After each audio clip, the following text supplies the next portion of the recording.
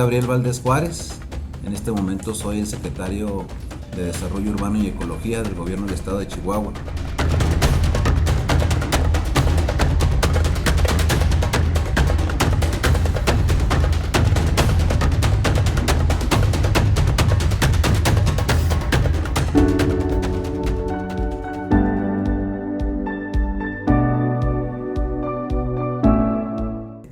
Suspensión de partículas en el aire, la falta de vientos dominantes que eventualmente esta ciudad siempre tiene.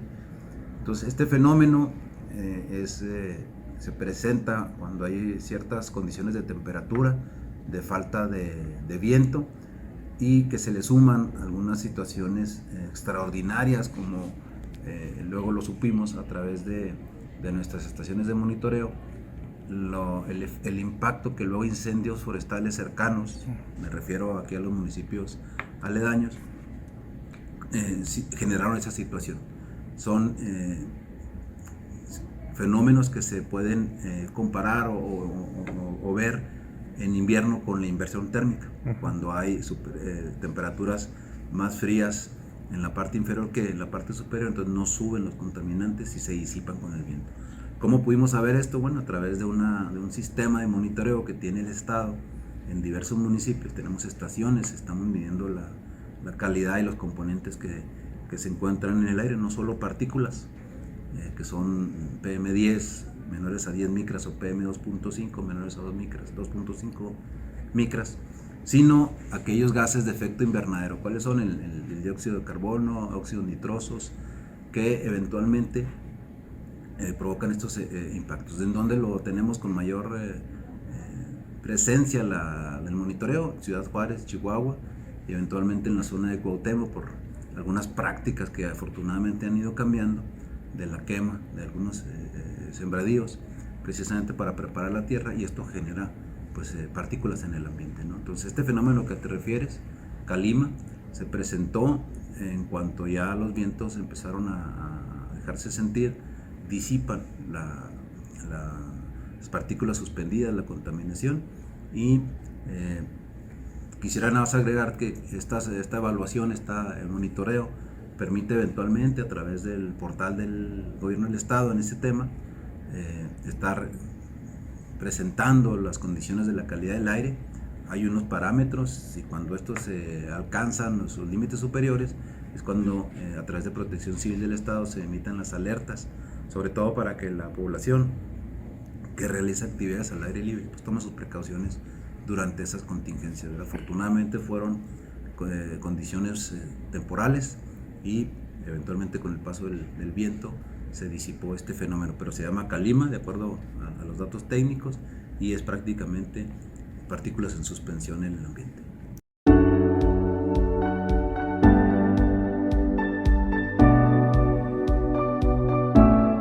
El Estado participa y tiene un convenio con la Federación. Estamos obligados a estar reportando a través de estas estaciones de monitoreo en los niveles de calidad del aire y por supuesto a tomar las medidas necesarias. No tenemos en base obviamente al volumen de vehículos condiciones similares a las que eventualmente se presentan en zonas metropolitanas como la Ciudad de México, la zona metropolitana de Guadalajara o incluso Monterrey, pero sí obligan al gobierno del estado a estar atento, a estar reportando los niveles de contaminación en el ambiente y eventualmente cuando hay condiciones que ya rebasan los límites permisibles atender al llamado de alertas pues para la población. Pero ¿qué hacer con esto? Bueno, cuando hay una detección a través de estas estaciones de monitoreo de algunos de los componentes y se detectan las fuentes que no necesariamente son las móviles, es decir, si alguna empresa está emitiendo o ha habido algunas situaciones extraordinarias, ¿no? Como los incendios últimos, bueno, ahí se actúa para requerir las medidas de mitigación, de control de las emisiones a la atmósfera, precisamente para mantener en condiciones adecuadas el aire que respiramos en las diversas cuencas, ¿no? La de Chihuahua, el sur del estado, inclusive en donde tenemos un poco más de actividad por compartir el espacio con la frontera. Ahí hay incluso una comisión binacional en donde estamos atentos a estas condiciones de calidad del aire, ¿no? Entonces sí es nuestra obligación mantener ese monitoreo reportar los datos y eventualmente cuando hay condiciones adversas tomar las medidas necesarias.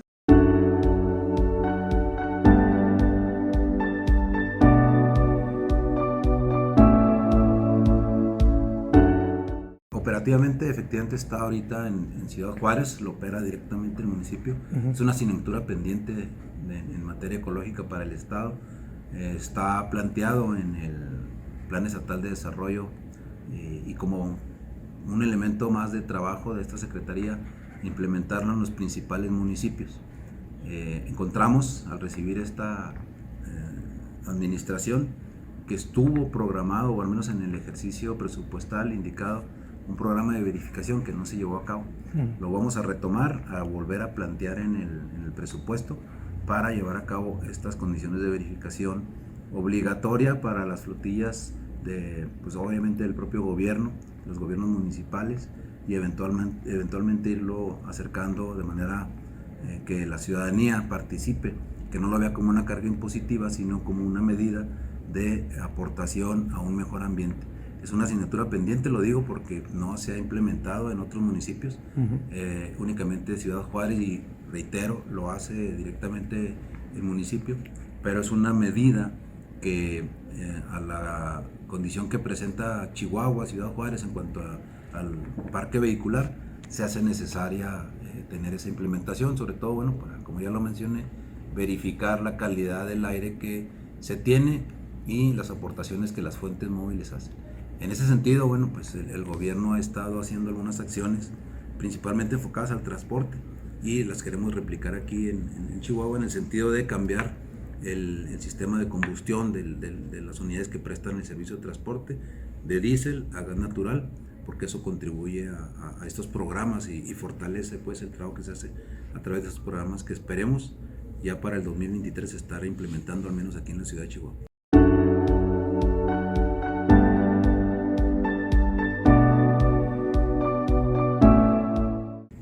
Nosotros al inicio de esta administración recibimos el proyecto en construcción, efectivamente, de la segunda troncal de transporte para Ciudad Juárez. El corredor de la Avenida Tecnológico se encuentra ya en su parte última, pues con algunos detalles y correcciones que se están haciendo de terminación de la infraestructura. Recordemos que Ciudad Juárez ya contaba con una troncal que también tiene sus particularidades y se están atendiendo, pero en la troncal 2 es el diseño y construcción que se hace para aprovechar el corredor de la Avenida Tecnológico, Paseo Triunfo de la República y 16 de septiembre, para integrarlo con este sistema, como bien lo mencionas, identificado como BRT, por sus siglas en inglés, que es un transporte semimasivo, y que eventualmente en las próximas semanas, quizás meses, podamos estar ya viendo funcionar de manera preliminar, conforme la demanda y los ajustes que se van haciendo ya en la parte operativa lo permitan,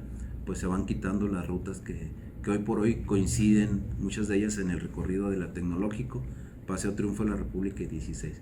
Son sistemas que para ciudades medias como Chihuahua y Juárez, pues son factibles de construir. Sería económicamente muy costoso un sistema de metro, es más, el volumen todavía no da para esa demanda, no da para una infraestructura de esa naturaleza, pero se atiende de esta manera. En Ciudad Juárez, la intención de este gobierno de entrada es terminar esta segunda troncal en su parte de infraestructura, reorganizar todo el transporte de manera operativa, que funcione adecuadamente, lo que hoy no funciona de la troncal 1, la implementación operativa de la troncal 2, que ya, como ustedes lo saben, recibimos también, la administración anterior lanzó 3 concursos. Hubo 10 empresas que ganaron cerca de 96 rutas y se va a tener que hacer todo este ajuste para que en cuanto esté terminada la infraestructura se atienda el corredor, se atiendan las alimentaciones y sobre todo algunas áreas de Ciudad Juárez que hoy por hoy no tienen el servicio de transporte o se abandonó por incosteable, ¿no? Entonces el nuevo sistema integrado de transporte que se plantea para Juárez también tiene sus repercusiones en el resto del estado, concretamente para Chihuahua. Allá en la cartera de proyectos del Fonadín, 12 de ellos que van a extender la infraestructura que hoy tenemos en Ciudad de Chihuahua, la troncal 1, hasta la unidad deportiva Pistolas Meneses y construir ahí una estación de transferencia. Ustedes lo ubican, ahí tenemos transporte foráneo, taxis y transporte urbano. Entonces ya está un proyecto, de hecho nos hicieron pues revalidaron pues el calendario de ejecución para estas dos obras, y aparte hay una nueva línea, digámoslo así, una nueva troncal que une la troncal 1 a través de la avenida Tecnológico y a través de la avenida Niño Ceres, entroncarla a la ruta número 1 existente. Se le denomina la troncal 3 porque hay otro proyecto que no está ahorita en el ejercicio presupuestal, que es la 2, que va por la avenida de la Juventud, razón de que los estudios técnicos pues no determinaron el aforo necesario para ello, ¿no? Entonces estamos trabajando en esos dos proyectos. Esta secretaría a mi cargo los tiene ya inscritos en el Fonadín, y únicamente estaríamos esperando que los recursos del 2023 pudieran estarle asignando la parte estatal que le corresponde. Ya tenemos garantizada la parte estatal, que son cerca de 105 millones de pesos, y faltarían cerca de 140 millones de pesos a valores del año pasado de aportación estatal. ¿Por qué esa diferencia cuando básicamente es 50 y 50? Recordemos que el Estado paga el IVA de esas obras y la supervisión que requieren, entonces por eso es una aportación un poco mayor. Todos estos proyectos de movilidad tendientes a mejorar el sistema de transporte de la ciudad de Chihuahua, con independencia de las acciones que tengan que hacerse a través de la Dirección de Transporte para ya la parte operativa.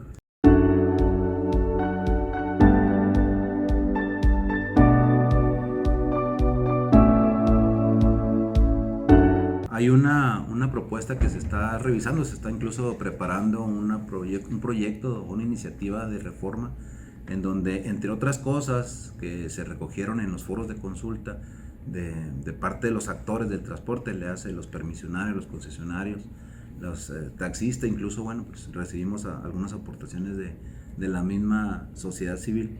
Se estudia y se está evaluando la posibilidad, la pertinencia de que, habiendo pertenecido con anterioridad a la Secretaría General de Gobierno del Transporte, regrese a esta secretaría, pero que se le pueda dar la fortaleza y las capacidades que una subsecretaría en este momento pudiera otorgarle para una mejor administración en la parte técnica de la dirección o la futura subsecretaría, y por supuesto en el diálogo que tiene la Secretaría General de Gobierno con los diversos actores del transporte. Eso pudiera ser una realidad o sería una realidad una vez que se plasme en el proyecto de iniciativa de reforma de ley, ¿no? Porque si efectivamente en el 2020, con la nueva ley de transporte, pasa a esta Secretaría de Dirección de Transporte con todo su organigrama, digámoslo así, y pues los resultados están ahí, ¿verdad? Algunos proyectos no acabados, la falta de integración con la Secretaría, incluso hasta física, ¿verdad? Las instalaciones no se encuentran en este edificio. Entonces todo este análisis que hicimos para una mejor operación, para un mejor alcance de objetivos, que es un eficiente servicio de transporte para los chihuahuenses, determinó en las revisiones previas que hicimos conjuntamente con la Secretaría General de Gobierno la necesidad de fortalecer esta área, elevándola a una subsecretaría, y para efectos de una administración, digamos ya en la parte política del tema, pues dependiendo de la Secretaría General de Gobierno.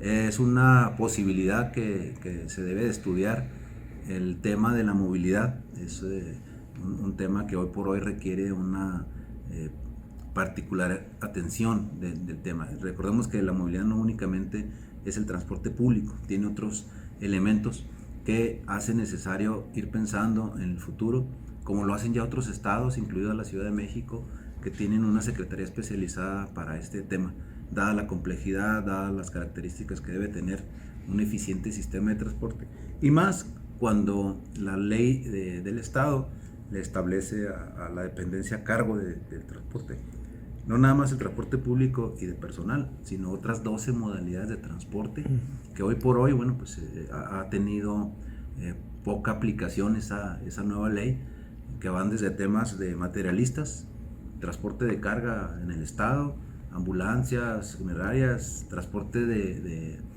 a través de redes de empresas, de redes de plataformas digitales, ¿verdad? Que también ha sido un tema que no se ha podido aterrizar.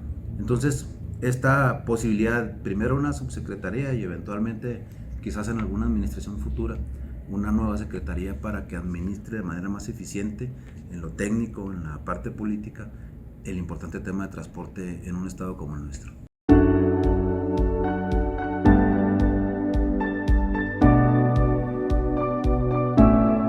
La ley establece hoy por hoy, la ley vigente, que para las empresas de redes de transporte que utilizan plataformas se les requiriera una aportación a un fondo de movilidad que no está constituido del 1.5% del valor de sus viajes.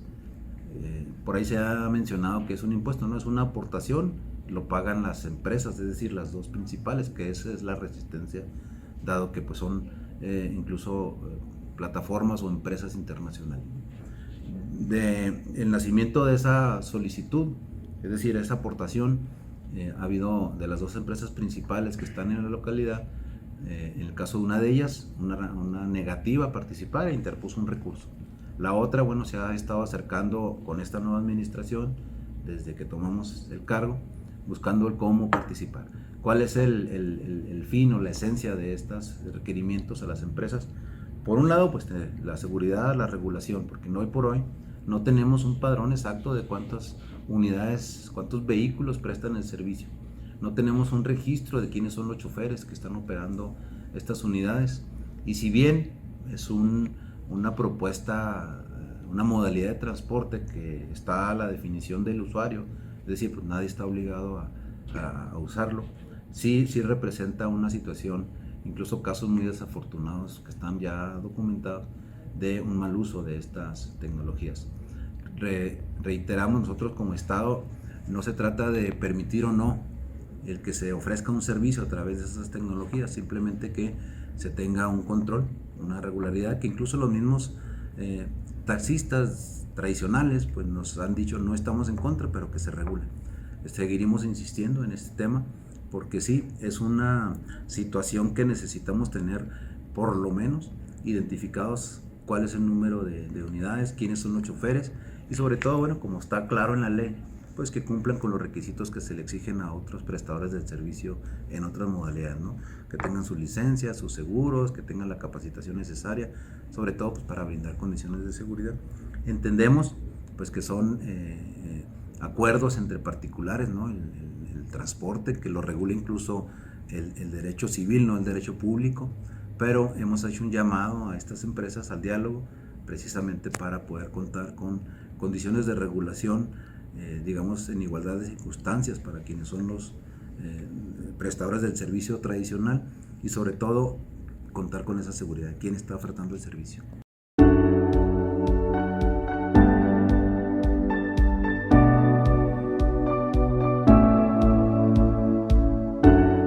Y reitero, la finalidad de esa aportación es, bueno, los vehículos de alguna manera utilizan la infraestructura de la ciudad, es decir, calles, y pues necesitan tener alguna retroalimentación en ese sentido. Sin embargo, como bien lo apuntas, el objetivo principal es la seguridad, contar con esos registros, porque se han dado incluso situaciones que se han identificado en donde ni siquiera están operando dentro de la plataforma, operan al margen de ella, o hemos detectado en la parte norte que alguien desarrolló una aplicación similar, ¿verdad? Entonces esto no genera condiciones de seguridad. Digo, sí es importante la aportación, porque así como lo hace cualquier otro prestador de servicio de transporte a través de su regulación, pues paga algún derecho al Estado. En este caso el fondo pues es precisamente para garantizar condiciones que le permitan tener la infraestructura adecuada para este servicio. Sin embargo, bueno, no es el único objetivo. El planteamiento que la ley hace, aparte de esta aportación, de tener estos registros, es que nos compartan también la información, ¿verdad? La data que se genera a través de la plataforma y que ellos recogen de manera pues automática para la serie de estudios y análisis que tiene que mantener esa área constantemente en la ciudad y ir mejorando cada vez el servicio. La invitación a estas dos empresas que están en la localidad pues es a ese diálogo, con ese fin. Si bien es cierto, está establecido en la ley esa aportación, el tema principal que persigue al menos esta administración es la seguridad de los usuarios.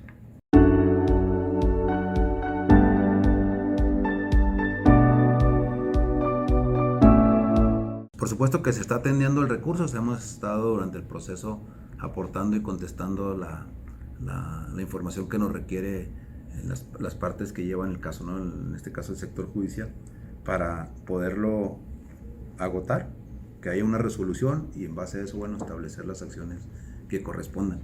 En este momento con esa empresa en particular estamos en ese punto, y la otra empresa incluso en el foro vino y presentó su propuesta o sus comentarios al tema.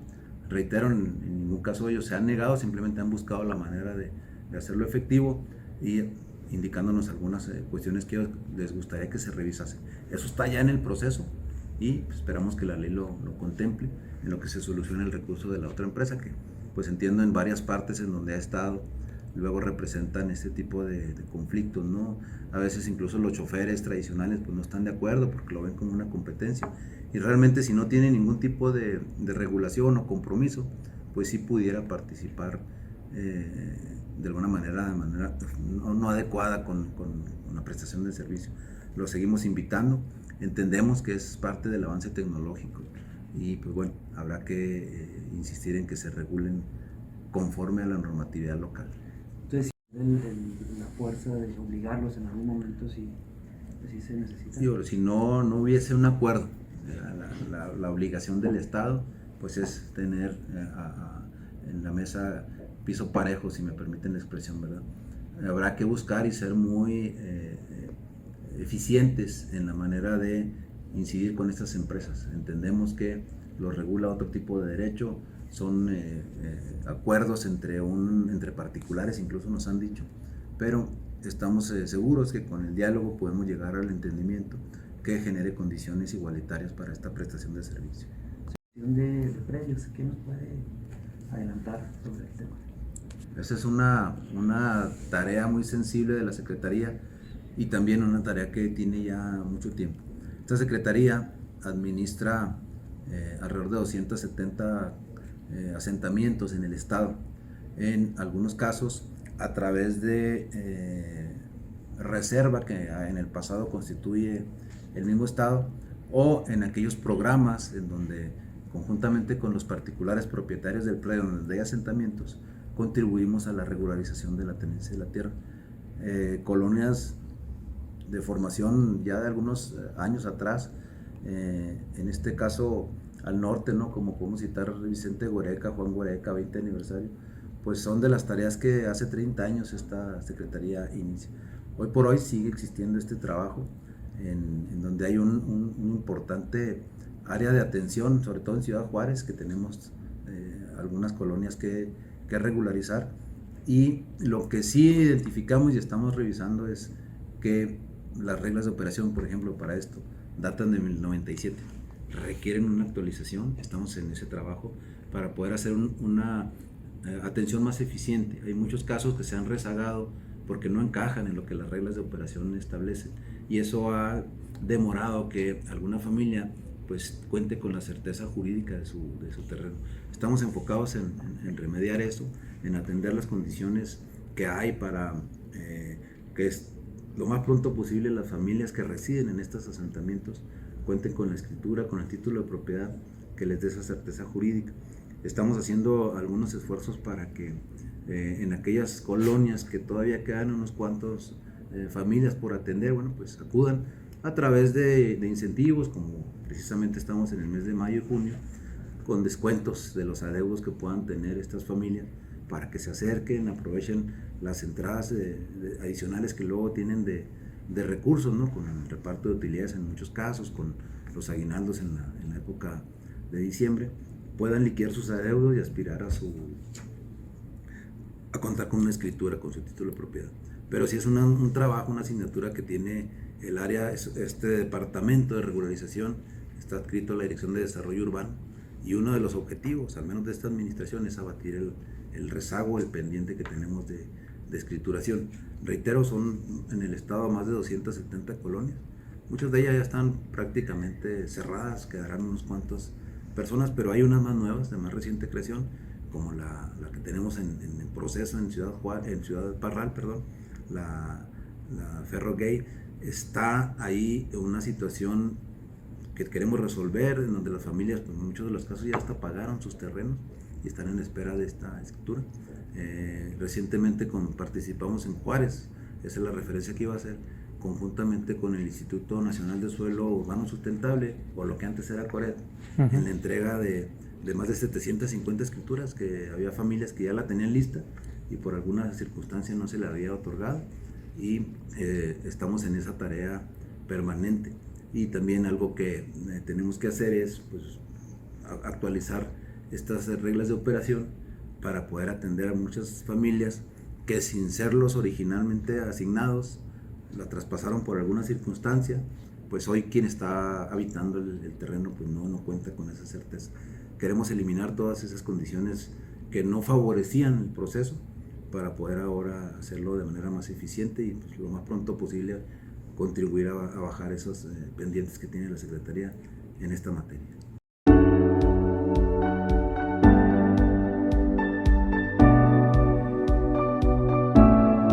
Se está eventualmente participando, sobre todo ahora con el muro que se estableció en la frontera.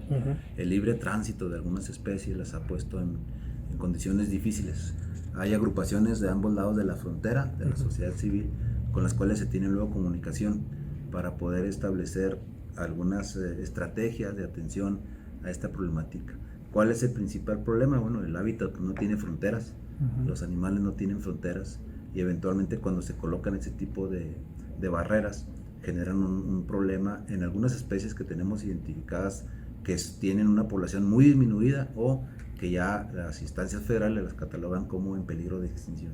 Entonces hemos estado atentos, participado en algunos foros, hay diversas instancias que están trabajando del estado de Sonora, del estado de Chihuahua, con nuestros homólogos de la frontera para esto.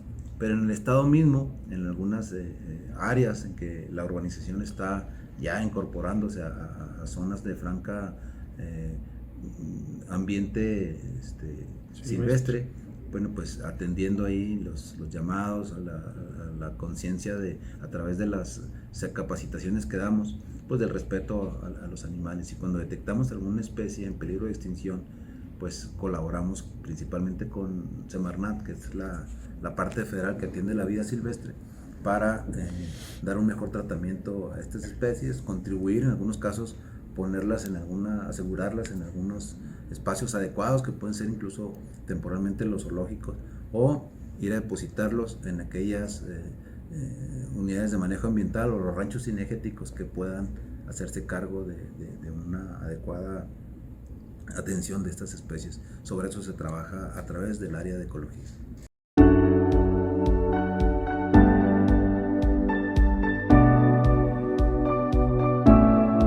Pues sí hay un impacto, hay que reconocerlo, ¿no? Al urbanizarse aquellas áreas en donde eventualmente hay algún tipo de flora y fauna, por supuesto que tiene un impacto.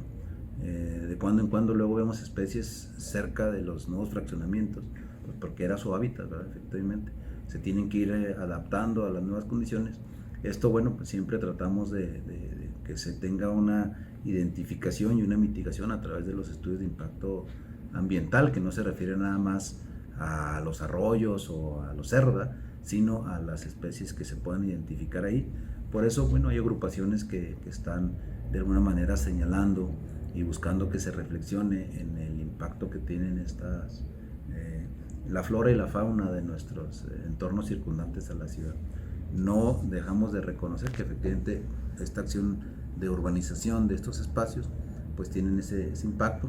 Estamos atentos a que lo hagamos en aquellas áreas que la ciudad ya a través de sus instrumentos de planeación ha determinado la posibilidad de desarrollo, pero bueno, pues hay que estar atentos y al cuidado de flora y fauna en estas nuevas áreas de asentamientos de la ciudad.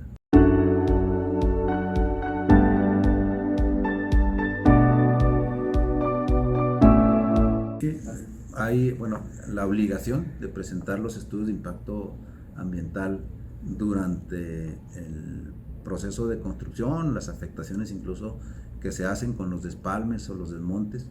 Hay un derecho que se tiene que pagar que luego se traduce en el caso del Estado a un fondo que precisamente puede apoyar los estudios, proyectos de conservación, obviamente. O sea, hay un impacto y hay una mitigación que se tiene que hacer, pero al margen de eso hay un derecho que se paga que contribuye pues a estas acciones. Es una compensación, digámoslo así, de lo que se tiene que hacer en donde es posible la urbanización que se lleva a cabo bajo ciertos estándares de regulación que establece el propio Estado.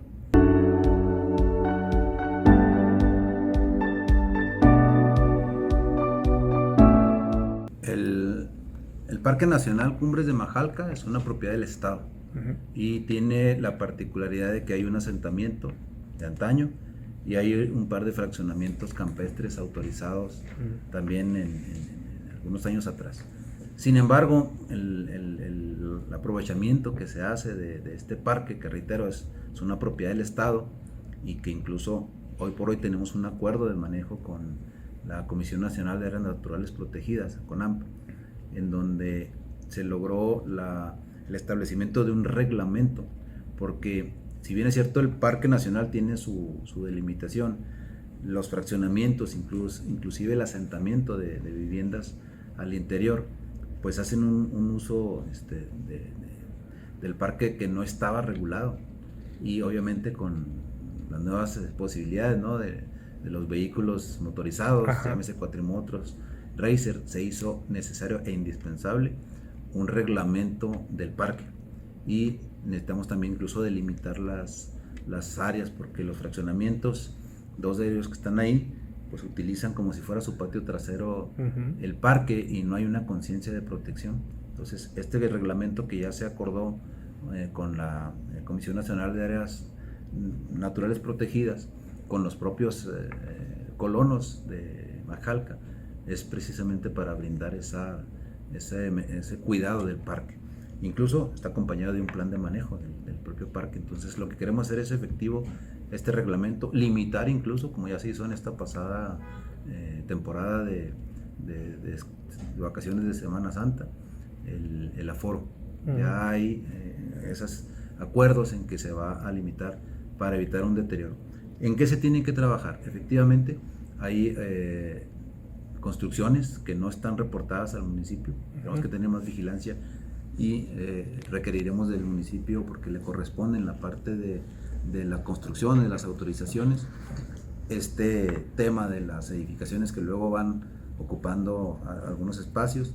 Hay un tema que trabajar con el ejido, porque incluso pues tienen ahí autorizado dentro del parque ciertas actividades o cierto beneficio o aprovechamiento, pero eventualmente pues meten ganado que luego tiene esas afectaciones. Sobre todo eso se tiene que trabajar. Hay una coordinación muy importante con la federación a través del área, la comisión, incluso tienen personal ahí en permanente en Majalca, y nosotros eventualmente como gobierno, más allá del acuerdo que tenemos con los colonos y de la propiedad que se ejerce sobre el parque, pues es el aporte de recursos. Lo que hemos revisado pues han sido recursos que, si bien no son nada despreciables, bueno, tampoco permiten una mejor intervención del Estado en la protección del parque. Eso es algo que tenemos que resolver conjuntamente con los colonos, la Federación y el Estado, pues para que mantengamos en mejores condiciones de ser posible, o por lo menos que no se deteriore más el parque, que sí tiene afectaciones porque cada vez es más el número de usuarios que recibe.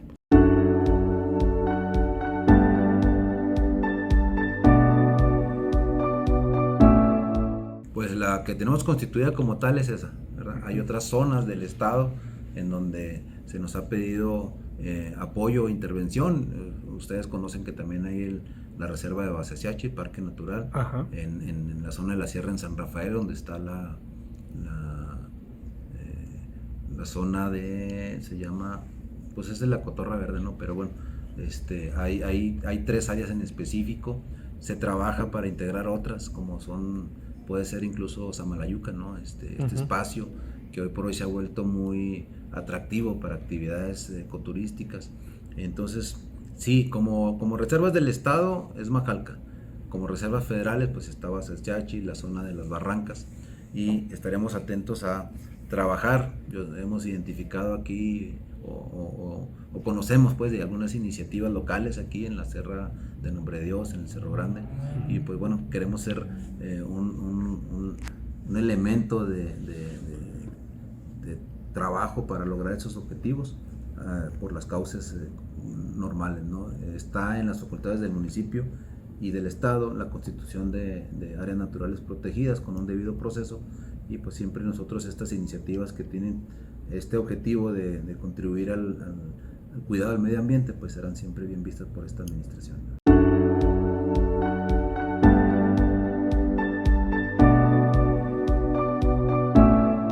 Pues ha habido acercamientos de primer nivel, ¿no? La gobernadora está convencida que los proyectos para el centro deben de continuarse, porque es la verdad lamentable, ¿verdad?, que en el pleno centro, el primer cuadro de la ciudad, tengamos pendientes de atención, como lo es pues esta obra que se quedó inconclusa en la Niño Ceres y Avenida 11, genera una serie de problemáticas hasta ambientales.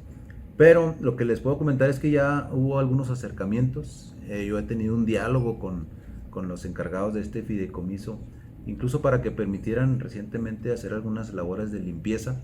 Lo importante es retomar esos proyectos de beneficio para la ciudad, independientemente de lo que pudieran tener ahí, que debe de ser revisado en su momento, pues lograr los acuerdos necesarios para que esas obras y otras que el Estado tiene a través de esta Secretaría, hay proyectos de intervención en algunas calles, en el espacio público principalmente. Estoy hablando de la Libertad, de la Avenida Juárez, ya los tenemos los proyectos, pues que se puede atender estas necesidades de mejoramiento del espacio público.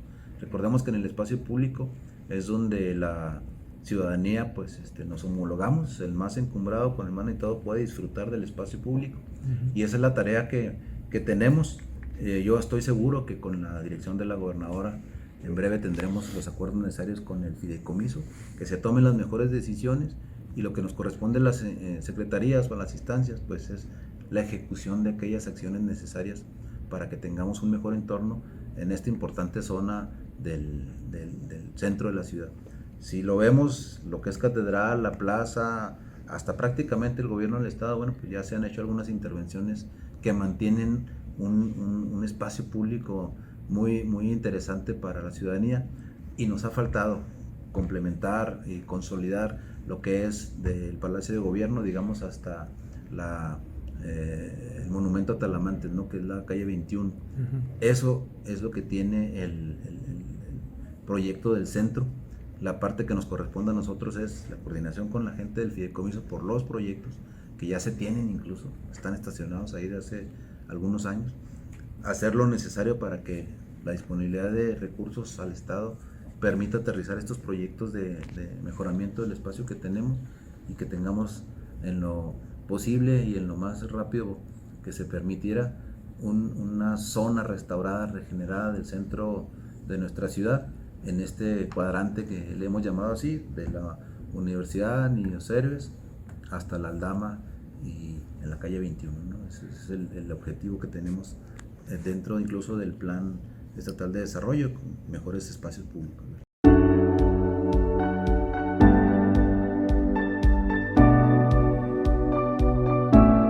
Nos hemos concentrado en la consolidación de estos proyectos que ya tenemos elaborados, ¿verdad?, en Chihuahua.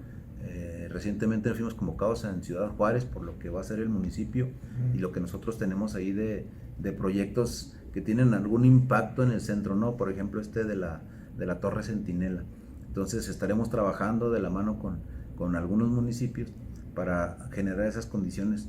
La parte del desarrollo urbano que le toca a esta secretaría también administrar, pues es la creación y el fomento de mejores espacios públicos. Entonces, de entrada tenemos estos proyectos para el centro, tenemos esta situación de coordinación con el fideicomiso, con el municipio de Ciudad Juárez, y eventualmente estaremos identificando algunas de las propuestas que se quedaron en el tintero, por decirlo así, aquí en la Secretaría, pues para poder generar los proyectos ejecutivos que eventualmente se traduzcan a través de la Secretaría de Comunicaciones y Obra Pública en intervenciones en el centro de la ciudad.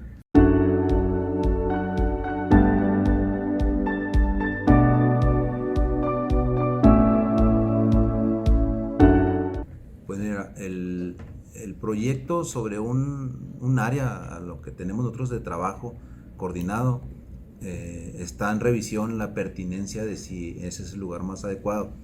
La gobernadora ha expresado que atenderá lo que los juarenses le soliciten, pero también lo que determinen las instancias. Te puedo comentar, tenemos una coordinación con la Semarnat, el gobierno del municipio de Juárez, y nosotros que están atendiendo estas inquietudes de la sociedad civil, de que eventualmente pudiera ser no el mejor punto para la construcción de este centro.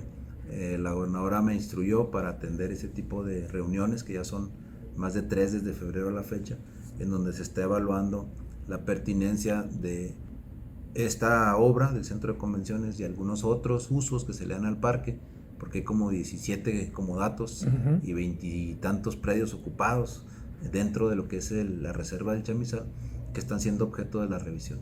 Sí, las autoridades federales, el municipio y los estudios ambientales determinan que no es la mejor ubicación. Lo que yo recibí de instrucción de la gobernadora es que vamos a atender a eso. Si las afectaciones no son como se piensan por algunas de las agrupaciones, pudiera ser una obra necesaria para potenciar a Ciudad Juárez en este aspecto. Es un equipamiento más, como otro que tienen muchas ciudades, pero estamos evaluando la pertinencia de que sea o no en el Parque Chamizal.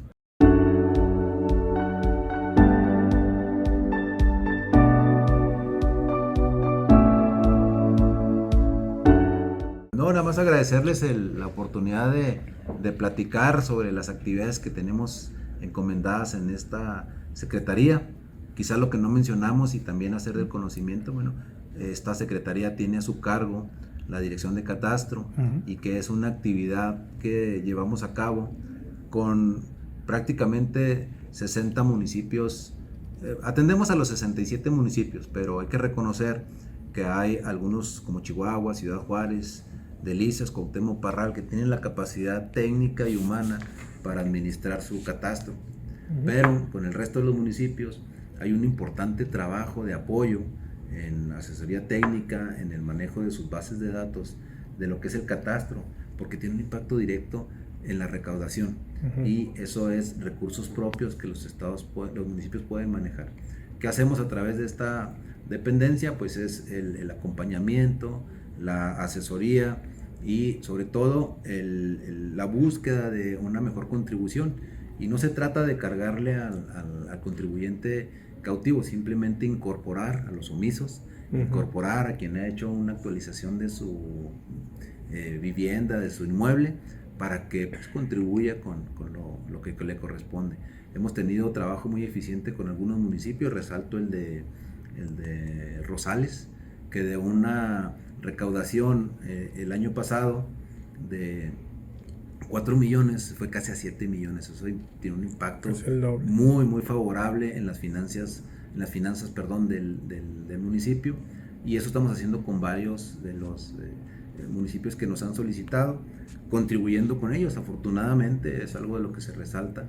En la administración pasada se equipó a esta área con drones especializados para poder hacer mediciones. Es una tarea muy importante.